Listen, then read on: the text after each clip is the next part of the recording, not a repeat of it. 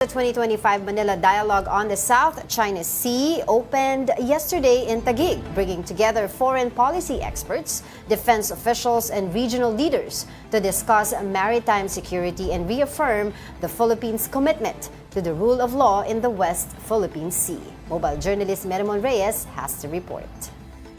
The 2025 Manila Dialogue on the South China Sea launched yesterday in Taguig its second run, gathering foreign policy experts, academics, defense officials, and thought leaders to discuss and debate issues and plausible solutions surrounding the South China Sea. President Ferdinand Marcos Jr., through his keynote address read by Executive Secretary Lucas Bersamin, reaffirmed the country's unfazed stand on the West Philippine Sea, declaring that the Philippines remains guided by the 2016 Arbitral Award and the United Nations Convention on the Law of the Sea, or UNCLOS. President Marcos also called on states to heed international rulings and take into account opinions that provide legal clarity in international disputes. The 2016 South China Sea Arbitral Award brought legal clarity and finality to long-standing issues in our maritime region.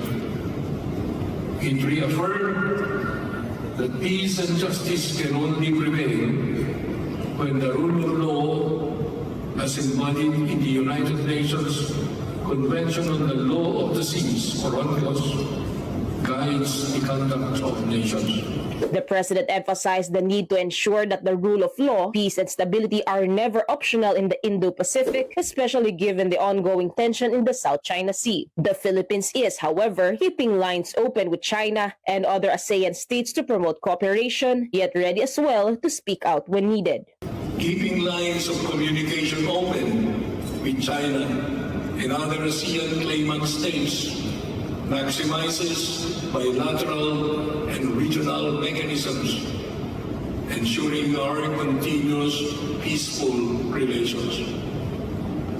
Our diplomacy will continue to firmly protest and disagree where it is right, but also to cooperate and communicate where it is practical and beneficial for the country.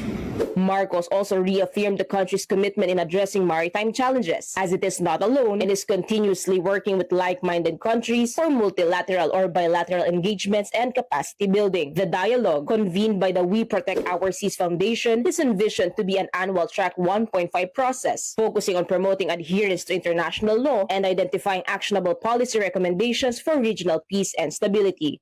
Day after day, in the South China Sea, the rule of law is eroding, and we must not look away. We wanted to move beyond endless repetition of talking points and instead clarify in concrete terms what a rules-based order truly means for our region, for the South China Sea, and how we can defend it. This day's roster includes discussing freedom of navigation, defense cooperation, battling disinformation, and enhancing security cooperation, where One News as the big story anchor Cez Drilon will sit as panelist chair. One News serves as an official media partner of the event. Kapatid mobile journalist Marymon Reyes, we are One News.